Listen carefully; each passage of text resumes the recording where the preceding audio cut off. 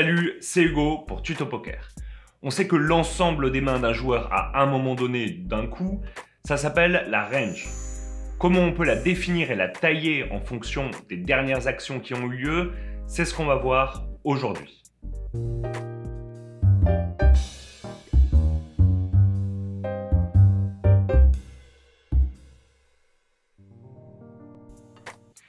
Définir une range, on doit le faire en permanence au poker, que ce soit pour notre range à nous ou bien pour celle de nos adversaires en général. Dans un premier temps, on va voir ce que c'est qu'une range mergée. Ensuite, on verra ce que c'est qu'une range polarisée. Et enfin, une range capée.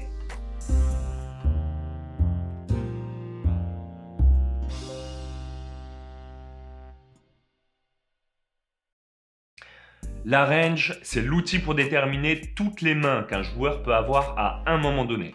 On l'utilise quand on veut avoir une idée de ce que nos adversaires ont à un moment donné ou de ce que nos adversaires pensent que nous, on a, c'est-à-dire qu'on utilise la range en permanence. Et à chaque fois qu'on parle d'une range, on essaye de parler en pourcentage de mains jouées.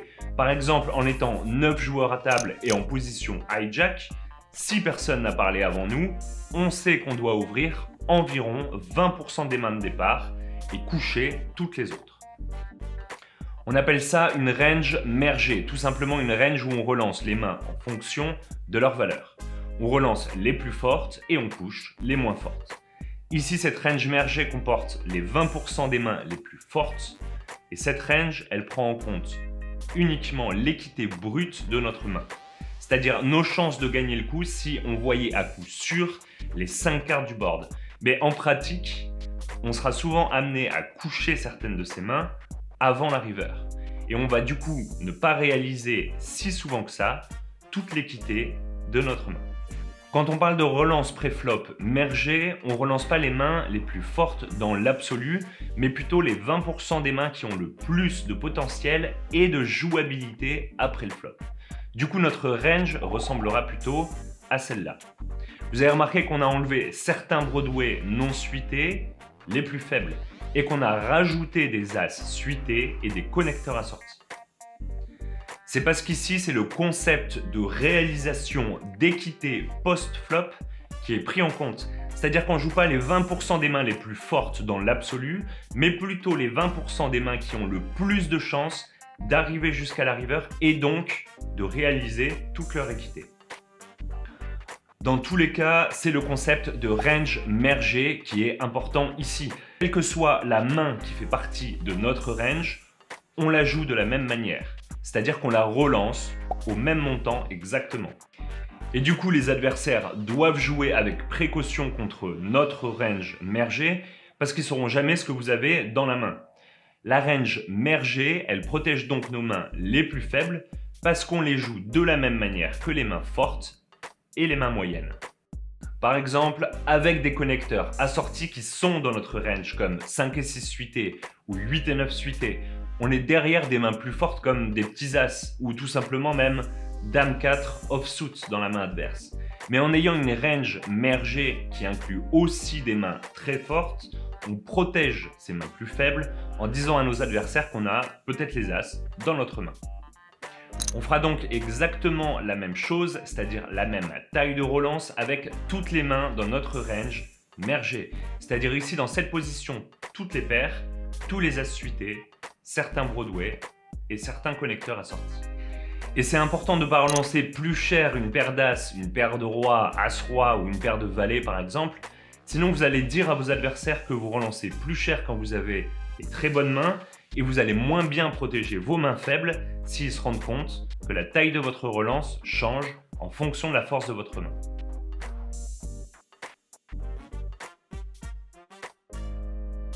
La range polarisée maintenant, c'est une range qui comprend des mains très fortes et des mains très faibles, mais pas de mains moyennes, pas les mains du milieu.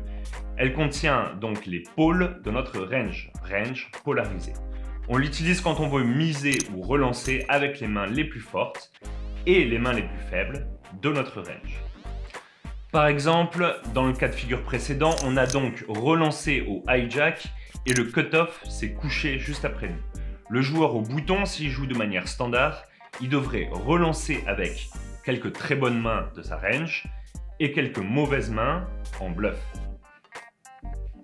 L'idée générale quand on surrelance, c'est-à-dire quand on 3-bet, c'est de le faire à chaque fois avec nos meilleures mains possibles, comme la paire d'As, la paire de Roi ou As-Roi suité. On dit dans ce cas-là qu'on 3-bet en value, c'est-à-dire qu'on surrelance en value pour extraire de la valeur, plus de jetons.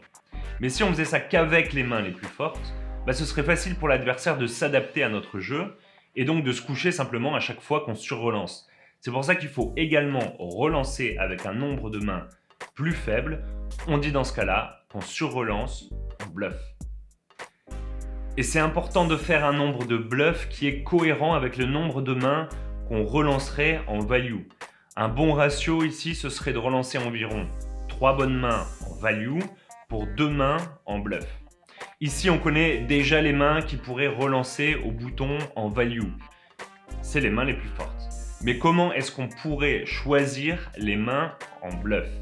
Ce qu'il ne faut pas faire, c'est relancer aléatoirement une main de temps en temps pour bluffer. Il faut choisir des mains qu'on aura qui seront trop faibles pour suivre.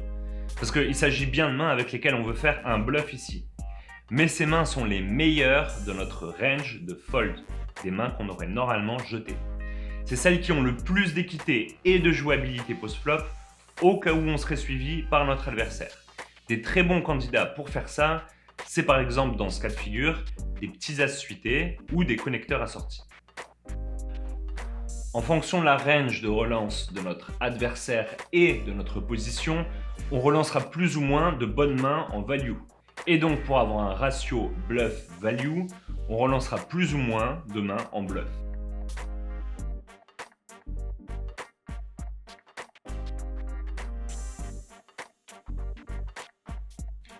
On dira donc que la range de 3 bêtes de notre joueur au bouton, elle est polarisée. Mais qu'est-ce qu'il en est de sa range quand il ne fait que suivre? Elle contiendra donc les mains les plus fortes possibles en excluant les mains trop fortes et trop faibles avec lesquelles il aurait relancé. Sa range capée de défenseur, elle ressemble à peu près à ça, les mains en vert. La range capée, c'est donc toutes les mains qui sont trop fortes pour être couchées, mais pas assez fortes ou faibles pour être relancées. C'est en gros les mains moyennes.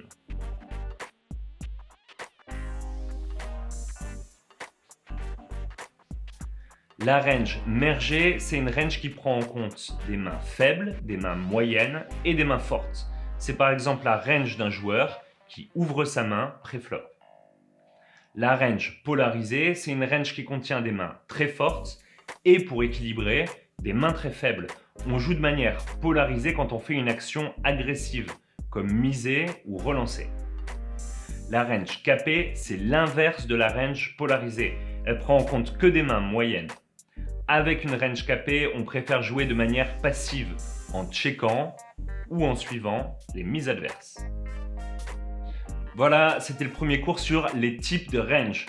Il faut toujours essayer de bien définir notre range et celle de nos adversaires. Ça va nous aider à prendre des meilleures décisions sur le long terme. Connaître nos ranges en fonction des positions adverses et de notre position, ça aide énormément à avoir une base stable dans notre jeu pré-flop et post-flop. On a mis les principales ranges à connaître en lien dans le matériel en haut de ce cours. N'hésitez pas à les télécharger et imprimer pour améliorer votre jeu. J'aimerais aussi rappeler que c'est des ranges solides mais qui doivent être adaptés aux tendances de jeu de nos adversaires. S'ils ont tendance à relancer très peu de mains, il faudra en surrelancer beaucoup moins que d'habitude. Et s'ils ont tendance à énormément suivre les 3 bêtes par exemple, il faut peut-être penser à ne jamais relancer en bluff, mais uniquement en value. En gros, il faut toujours penser que ces ranges sont flexibles et adaptables. Si vous avez aimé cette vidéo, n'hésitez pas à laisser un pouce bleu, à vous abonner à la chaîne et à cliquer sur la cloche si vous voulez voir les prochaines. Vous pouvez aussi laisser un commentaire si vous avez des questions ou des remarques. Allez aussi faire un tour sur le site tutopoker.fr, vous y trouverez les mêmes vidéos avec des quiz et des fiches techniques à télécharger et à imprimer. D'ici là, je vous souhaite d'être comme d'habitude patient et focus aux tables. C'était Hugo pour Tuto Poker.